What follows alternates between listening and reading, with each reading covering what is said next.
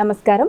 శుభదినం కార్యక్రమానికి స్వాగతం. ఈనాటి కార్యక్రమంలో భాగంగా మనతో పాటు ఉన్నారు విశ్వవిద్యాలయ అగ్రశ్రేణి తొలి మహిళ జ్యోతిష్య వాస్తుశాస్త్ర పట్టభద్ర పంచాంగకర్త జ్యోతిష్య మహోపాధ్యాయ జ్యోతిష్య శాస్త్రంలో PhD గోల్డ్ మెడలిస్ట్ కూడా అయినటువంటి డాక్టర్ ఈడ్పుగంటి పద్మజరాణి గారు మనతో పాటు ఉన్నారు. మరి నేటి రాశిఫలాల వివరాలు వారి మాటల్లోనే అడిగి తెలుసుకుందాం. నమస్కారం అమ్మా. నమస్కారం. నేటి పంచాంగం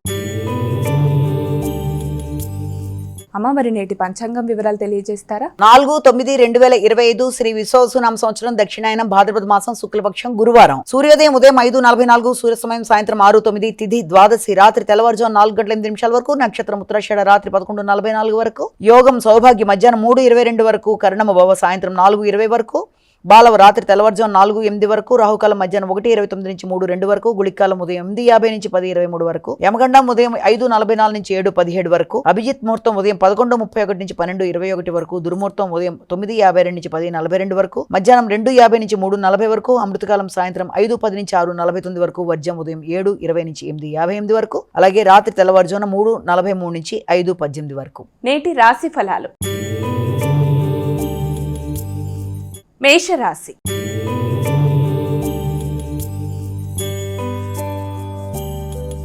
అమ్మా, ముందుగా మొదటి రాశి అయినటువంటి మేషరాశి వారికి రాశి ఫలాలు ఎలా ఉన్నాయి ఈరోజు? మేషరాశి వారికి వృత్తికి సంబంధించిన అలజడి అనేది అధికంగా ఉంటుంది. వృత్తిపరమైన విషయాలలో మార్పులు చేర్పులు లాంటివి, కొత్త బాధ్యతలు అనేవి, కొంత శ్రమతో కూడిన ఇబ్బందులను కలిగించే అవకాశం లాంటిది వీటి మనం ఇక్కడ గమనించుకుంటాము. వృషభ రాశి.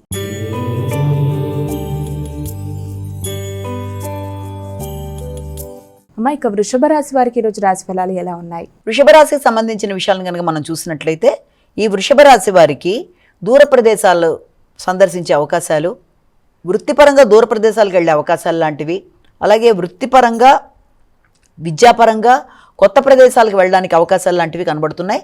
విద్యాపరమైన విషయాల్లోనూ వృత్తిపరమైన విషయాల్లోనూ చాలా వరకు అనుకూలతలు, ఆర్థిక సంబంధమైన విషయాలు అనుకూలంగా ఉండడం అనేది, వ్యక్తుల సహకారం అనుకూలతలను చూపించడం అనేది మొదలైన వాటికి ఆస్కారం అనేది కనబడుతుంది. మిథున రాశి.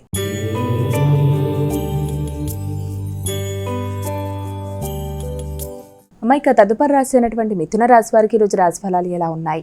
ఆరోగ్య సంబంధమైన విషయాల్లో కావచ్చు, ప్రయాణాలకు సంబంధించిన విషయాల్లో కావచ్చు, తగిన విధంగా జాగ్రత్తలు తీసుకుంటూ ముందుకు వెళ్ళవలసిన అవసరం కనబడుతుంది. అలాగే ప్రయాణాలకు సంబంధించిన విషయాలలో కొంత ఎక్కువ శాతం ఖర్చులు లాంటివి సూచింపబడుతున్నాయి. సంతానానికి సంబంధించిన విషయాల్లో కూడా ప్రయాణాలకు సంబంధించి అవకాశాలు లాంటివి కనబడుతున్నాయి. అంటే మీ సంతాన నిమిత్తం మీరు ప్రయాణాలు చేసే అవకాశాలు లాంటివి కనబడే అవకాశం లాంటిది అధికంగా కనబడుతోంది. అలాగే వృత్తిపరమైన విషయాలలో కూడా నూతన మార్పులు, తద్వారా నూతన బాధ్యతలు, దానివల్ల కొంత స్ట్రెస్ లెవెల్స్ పెరిగే అవకాశాలు ఉన్నాయి. కాబట్టి వీలైనంతవరకు మెడిటేషన్ లాంటివి ఇచ్చేసి స్ట్రెస్ లెవెల్స్ని కంట్రోల్ చేసుకోవాల్సిన అవసరం అయితే కనబడుతుంది. కర్కాటక రాశి.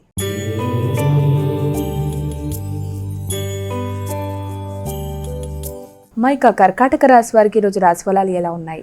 ముఖ్యమైన విషయాల్లో అంటే దేనికి సంబంధించి ఈ కర్కాటక రాశి వాళ్ళకి నూతన పరిచయాలు కావచ్చు, స్నేహ సంబంధాలు కావచ్చు, సంఘంలో గుర్తింపు, గౌరవం మొదలైన వాటిలో అవన్నీ కూడా చాలా వరకు అనుకూలంగా ఉండే అవకాశం ఉంది. మీ మీద మీకు స్థైర్యం, నమ్మకం పెరుగుతాయి. దాంతోపాటుగా భాగస్వామ్య వ్యవహారాలు కూడా అనుకూలంగా ఉంటాయి. దూర ప్రదేశాల్లో ఉండే వ్యక్తుల యొక్క సహకారం ఆకస్మికంగా లభ్యమయ్యే పరిస్థితులు లాంటివి కనబడుతున్నాయి. ఆర్థిక సంబంధమైన విషయాలు కూడా చాలా వరకు అనుకూలంగా ఉండే అవకాశం కనబడుతుంది. సింహరాశి.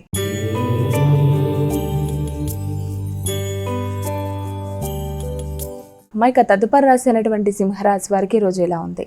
ఆర్థిక సంబంధమైన విషయాలలో ఖర్చులు, అలాగే ఏదైనా న్యాయ సంబంధమైన విషయాల మీద ఎక్కువ శాతం ఫోకస్ చేయడం, దినచర్యల్లో మార్పులు రావడం, మీ గురించి మీరు ఎక్కువ శాతం దృష్టి పెట్టడం మొదలైన వాటికి అవకాశం ఉన్నప్పటికీ ఆకస్మికమైన ఖర్చుల్ని, అనుకోని ప్రయాణాలని మొదలైన వాటి విషయంలో మాత్రం కొంతవరకు ఇబ్బంది అనేది ఎదురయ్యే అవకాశం ఉంది.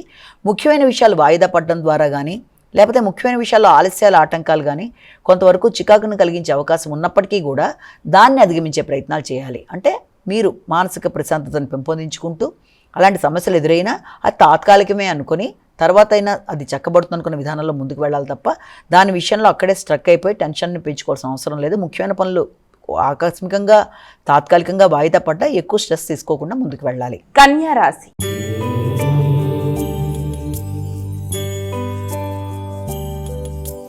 ఇక కన్యా రాశి వారికి ఈరోజు ఎలా ఉంది? కన్యా రాశి వాళ్ళకి మీ ఆలోచనలు ఫలిస్తాయి. అలాగే వ్యక్తుల యొక్క సహకారం కోసం చేసే ప్రయత్నాల్లో కొంత ఆలస్యాలు ఉన్నప్పటికీ వారి ద్వారా మీకు చాలా వరకు అనుకూలత అనేది ఏర్పడే అవకాశం అనేది ఉంది. ఆర్థిక సంబంధమైన విషయాలు, ఎదురు చూసిన వర్తమానాలు మొదలైనవి అనుకూలంగా ఉంటాయి. సంతానానికి సంబంధించిన విషయాల్లో మీరు ఎదురు చూస్తున్న విషయాలు కొంతవరకు అనుకూలతలు, సంతానం యొక్క అభివృద్ధి మీకు కొంతవరకు ఆనందాన్ని ఇవ్వడం మొదలైన వాటికి అవకాశం ఉంది. అలాగే సంతానానికి ఏమైనా వృత్తిపరంగా కానీ విద్యాపరంగా కానీ నూతన అవకాశాలు రావడం కానీ, అలాగే వారికి ఏదన్నా దాని ద్వారా వచ్చే అభివృద్ధి మీకు ఆనందాన్ని ఇవ్వడానికి కానీ అవకాశాలు అనేవి అధికంగా కనబడుతున్నాయి. తులారాశి.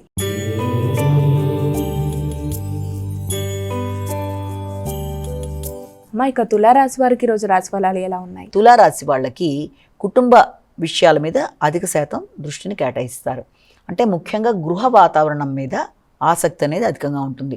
గృహంలో వస్తువుల కొనుగోలు విషయంలో కావచ్చు, అలాగే ఆఫీస్కి సంబంధించిన విషయాలు, మీ ఆఫీస్కి సంబంధించి కానీ ఇటు గృహానికి సంబంధించి కానీ అవసరమైన ఫర్నిచర్ లాంటివి మొదలైనవి కొనడానికి, అలాగే మొదలైన వాటి మీద ఎక్కువ శాతం దృష్టి కేటాయించడానికి ప్రయత్నాలు చేస్తారు. కానీ వృత్తి చేసే ప్రదేశాల్లో మాత్రం వ్యక్తులతో ఘర్షణకు కొంతవరకు దూరంగా ఉండాలి.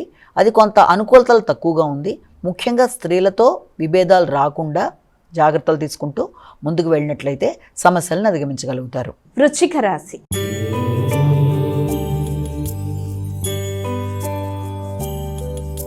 ఇక వృశ్చిక రాశి వారికి ఈరోజు రాశి ఫలాలు ఎలా ఉన్నాయి? వృశ్చిక రాశి వాళ్ళకి సంఘంలో గుర్తింపు, గౌరవం కోసం విశేషంగా కృషి చేస్తారు. వ్యక్తుల సహకారం బాగుంటుంది. మీ ఎఫర్ట్స్ ఫలిస్తాయి. అలాగే మీ భాగస్వామి వ్యవహారాలు కూడా చాలా వరకు అనుకూలంగా ఉంటాయి. జీవిత భాగస్వామికి సంబంధించిన విషయాల మీద మీరు అధిక శాతం దృష్టిని కేటాయిస్తారు. వారి యొక్క నేమ్ ఫేమ్ పెరగడం కానీ, వారికి నూతన అవకాశాలు లభ్యమవడం కానీ మొదలైన వాటికి ఆస్కారం అనేది ఉంటుంది. అలాగే నూతన వాహనాల కొరకు ప్రయత్నాలు ఫలించే అవకాశాలు అంటూ కనబడుతున్నాయి.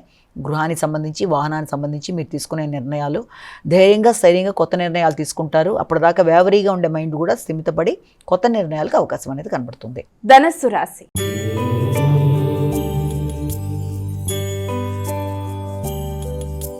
ఇక ధనస్సు రాశి వారికి ఈరోజు రాశి ఫలాలు ఎలా ఉన్నాయి? ధనస్సు రాశి వాళ్ళకి ఆర్థిక సంబంధమైన విషయాల మీద ఎక్కువ శాతం దృష్టి కేటాయిస్తారు. ఆకస్మికమైన ఖర్చులు ఉన్నప్పటికీ కూడా అది కుటుంబ వ్యవహారాల కోసం మీరు పెట్టే ఖర్చులు, అంటే కుటుంబం కొరకు గృహానికి సంబంధించి గృహాన్ని నీట్గా పెట్టుకోవడం కానీ, నూతన గృహ కొనుగోలు కొరకు కానీ, గృహానికి సంబంధించిన రిపేర్ల కొరకు కానీ అధిక శాతం ఖర్చులు లాంటివి కనబడుతున్నప్పటికీ చాలా వరకు అది మీకు ఆనందాన్నే కలిగించే, అంటే మీరు పెట్టుకునే ఖర్చులు మీకు ఆనందాన్ని కలిగించే విధంగా ఉండడం అనేది ఒకటి. అలాగే దూర ప్రదేశాల నుంచి వ్యక్తుల ద్వారా బహుమానాలు లాంటివి లభ్యమవడం అనేది, ముఖ్యంగా మీకు ఇప్పటిదాకా ఉన్న యాంటీగా ఉండే వ్యక్తులు అనుకున్న వ్యక్తులు కూడా మీకు అనుకూలంగా మారడం, అంటే మీ వ్యతిరేకంగా ఉండే వ్యక్తులు కూడా మీకు అనుకూలంగా మారే అవకాశాలు లాంటివి, అలాగే దూర ప్రదేశాలకి ప్రయాణాలు చేయడానికి అవకాశాలు లాంటివి లభ్యమవ్వడం మొదలైన వాటికి అవకాశం ఉంది. మకర రాశి.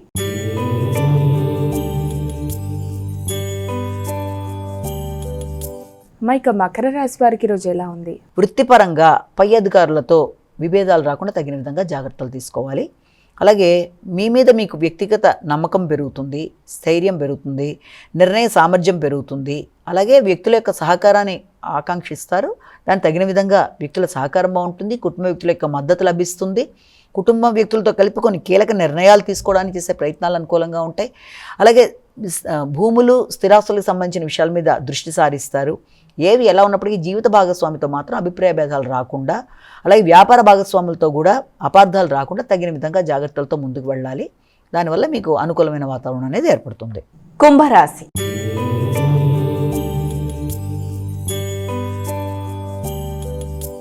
ఇక కుంభరాశి వారికి ఈరోజు రాశి ఫలాలు ఎలా ఉన్నాయి? కుంభరాశి వాళ్ళకి నిద్రలేమిని అధిగమించాలి. శ్రమ, ఒత్తిడి అధికంగా ఉంటుంది. అలాగే మీరు వృత్తి చేసే ప్రదేశాల్లో వ్యక్తులతో ఘర్షణాత్మకమైన వాతావరణానికి వీలైనంత వరకు దూరంగా ఉండాలి.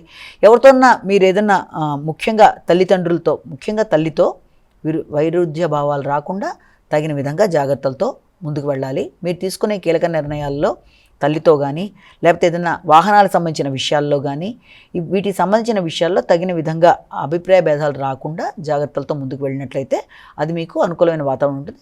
ఆకస్మికమైన ఖర్చులు అధికంగా ఉంటాయి. వాహనాల రిపేర్ విషయంలో కావచ్చు, లేకపోతే తల్లికి సంబంధించిన ఆరోగ్య విషయం మీద కావచ్చు, వాటికి సంబంధించి ఎక్కువ దృష్టి కేటాయించాల్సిన పరిస్థితి అనేది ఏర్పడుతుంది. మీనరాశి.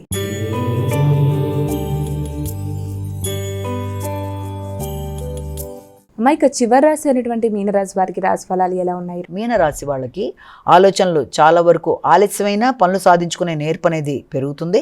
అలాగే ఎదురు చూసిన వర్తమానాలు అందుకుంటారు. మీ సంతాన వర్గంతో మీకు అనుకూలమైన వాతావరణం అనేది ఏర్పడుతుంది. సంతానంతో కలిపి కొన్ని కీలకమైన నిర్ణయాలు తీసుకుంటారు. స్నేహితులతో కలిపి ఉల్లాసంగా ఉత్సాహంగా గడుపుతారు. మీ యొక్క అడ్వైస్ కోసం చాలామంది మిమ్మల్ని అప్రోచ్ అవుతారు. క్రియేటివిటీ పెరుగుతుంది. దాంతోపాటుగా మీ తోబుట్టువులతో ఇంతకుముందు ఎవరితోనే ఉండే అపార్థాలు లాంటివి ఉన్నా కూడా తొలగిపోయే అవకాశాలు లాంటివి ఉన్నాయి.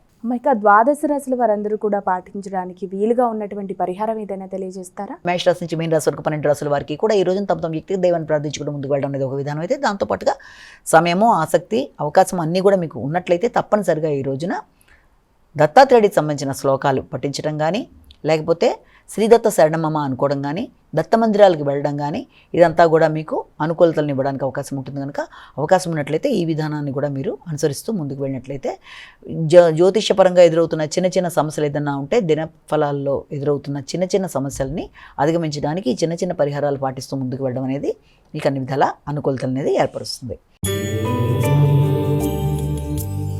ఈ రోజున వామన ద్వాదశి అంటారు.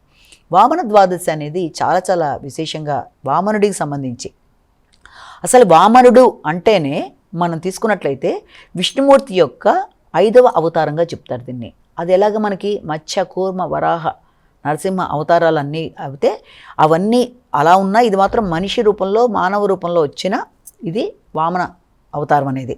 ఈ వామన అవతారం కూడా ఎందుకు ఏర్పడింది అన్నది కనుక చూసినట్లయితే, రాక్షసులకి తర్వాత మనకి ఇటుపక్కన అసురులతో పాటు వీళ్ళకి ఫైటింగ్ అయినప్పుడు, ఎప్పుడైతే మొత్తం వీళ్ళు ఈ యొక్క ఇంద్రుడు ఓడిపోబోతున్నాడు, ఇంద్రుడి యొక్క స్థానాన్ని కూడా ఆక్యుపై చేసేస్తున్నారు వీళ్ళు అసురులు, ముఖ్యంగా ఈ యొక్క బలి చక్రవర్తి అన్న విషయంలో ఈ యొక్క దేవేంద్రుడు వాళ్ళందరూ కూడా కొంత కంగారు పడి వాళ్ళు వెంటనే వెళ్ళి ఈ యొక్క అదితికి చెప్పుకోవడం జరుగుతుంది. అమ్మ అదితి ఇలా అవుతుంది, ఎలాగ ఈ పరిస్థితిని ఎలాగ మనం అధిగమించాలి అన్నప్పుడు వాళ్ళందరూ కలిపి విష్ణుమూర్తిని పూజించినప్పుడు ఆయన వామన అవతారంలో వస్తాను అని చెప్పడం జరుగుతుంది.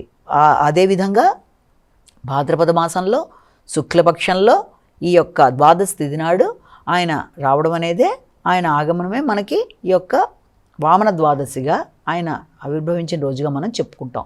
అయితే ఆయన వచ్చిన తర్వాత ఆయన ఏం చేస్తారంటే, ఆయన ఎలా వస్తారు, రావడం మామూలుగానే వచ్చినా కూడా తల్లిదండ్రులకి చెప్పి ఆయన చిన్న వటువులాగా, అంటే చిన్న బ్రాహ్మణ బాలులాగా, వామనుడు అంటే ఒక మరుగుజ్జు అవతారంలో చాలా చిన్నగా ఉండి ఒక తాటియాకు గొడుగు పట్టుకొని ఆయన చక్కగా ఈ బలిచక్రవర్తి దగ్గరికి వెళ్ళడం జరుగుతుంది. అక్కడ బలిచక్రవర్తి ఏం చేస్తూ ఉంటాడంటే, ఆయన మంచి పరిపాలన బాగుంటుంది, ప్రజల్ని చాలా సుభిక్షంగా పరిపాలిస్తూ ఉంటాడు, అందరికీ కూడా ఆయన అంటే చాలా మంచి ఇదే ఉంటుంది. కానీ అక్కడికి వెళ్ళిన తర్వాత ఆయన మంచి దాతృత్వంలో ఇది అసలు బలిచక్రవర్తి అంటేనే మనకి ప్రహ్లాదుడి యొక్క మనవడు, అంటే ప్రహ్లాదుడి యొక్క కొడుకైన విరోచనుడి యొక్క కొడుకుగా ఈయన చెప్తారు. వీళ్ళందరూ విష్ణు భక్తులే, మళ్ళీ వీళ్ళందరికీ కూడా విపరీతమైన విష్ణుమూర్తి మీద ఆరాధన అనేది ఉంటుంది, దాతృత్వం ఉంటుంది, మంచి కార్యక్రమాలు చేస్తూ ఉంటారు.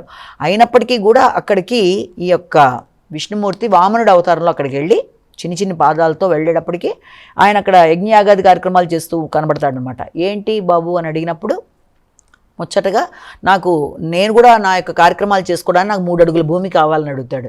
ఇంత చిన్నగా ఉన్న నీకు 3 అడుగుల భూమి అంటే ఏం కావాల్సిన ఇస్తాను కదా అని చెప్పి ఆయన అంటే, కాదు నాకు 3 అడుగుల భూమి చాలు అని అంటాడు. చాలా చిన్నగా ఉండి చక్కగా అడిగేటప్పటికైనా సరే అని చెప్పి ఆయన ఇచ్చినప్పుడు ఏం చేస్తా అంటే, ఆయన యొక్క గురువు అక్కడే ఉంటాడనమాట, శుక్రాచార్యుడు, బలిచక్రవర్తికి సంబంధించిన గురువు. అదేంటి అలా ఎలా అనేసి తర్వాత ఇబ్బందులు పడతావు, అలా వద్దని చెప్పి ఆయన గ్రహించేస్తాడు వచ్చింది ఎవరో. కానీ అలా కాదు, ఇచ్చిన మాట నేను తప్పని, నేను ఒప్పుకున్నానంటే ఒప్పుకున్నట్టే, అది ఎలా కుదురుతుంది, నేను మాట ఇచ్చానంటాడు.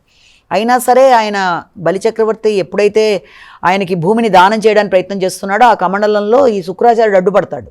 పడితే ఈ వామనుడు ఏం చేస్తాడంటే పుల్లతో కళ్ళు పొడుస్తాడు, ఆయన కంటికి కూడా ఇబ్బంది అవుతుంది. అయినా సరే ఆపడానికి అన్ని విధాల ప్రయత్నం చేస్తాడు శుక్రాచార్యుడు. ఈయన ఆగడు, నేను దానం అంటే దానమే అంటాడు. సరే తను అన్ని రకాలుగా ఇబ్బంది పడతామని శాపం కూడా పెడతాడు శుక్రాచార్యుడు పాపం ఈ బలిచక్రవర్తికి. అయినా సరే ఆగడు ఆయన. దానం ఇచ్చేయడానికి మొదటి దానికి ఆయన ఇక సంకల్పం చెప్పి ఆయనకి దానం ఇవ్వడానికి ప్రయత్నం చేస్తే మొదటి అడుగు టైంకి ఆయన చాలా విశేషంగా మారిపోతాడు. ఈ వామనుడు కాస్త త్రివిక్రముడుగా మారిపోతాడు. ఎంత స్థాయిలో పెరిగిపోతాడంటే అసలు ఎవరు ఊహించని విధంగా ఒక ప్రళయంలా మారిపోతాడు ఆయన. మారిపోయి ఎక్కడైనా మొదటి అడుగు ఆకాశం మీద, 2వ అడుగు భూమి మీద, అంటే స్వర్గం, వీటన్నిటిని ఆక్యుపై చేసేస్తాడు. మరి 3వ అడుగు ఎక్కడ పెట్టాలని అడుగుతాడు.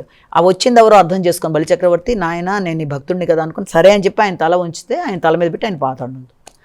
కింద తర్వాత అనుకుంటాడు అనమాట, కాదు కాదు ఇది చాలా చాలా నాకు దాతృత్వం ఉన్న వ్యక్తి, చాలా మంచి వ్యక్తి, చాలా విశేషంగా అందరినీ పరిపాలించిన వ్యక్తి కదా అని మళ్ళీ ఇంకో వరం ఇస్తాడు. నువ్వు అమరుడిగా ఉంటావు, చక్కగా నీకు అమరత్వం సిద్ధిస్తుంది, నువ్వేం చేస్తావంటే నీ యొక్క ప్రజల్ని మీ వాళ్ళని చూసుకోవడానికి ఓనం అంటే తిరువోణం నాడు నువ్వు సంవత్సరానికి ఒక రోజు పైకి వచ్చి మీ వాళ్ళందరినీ చూసుకుంటాడు. అది నెక్స్ట్ డే మనకు వచ్చి ఈ రోజున వచ్చిన ఓనం నెక్స్ట్ డే కంటిన్యూషన్.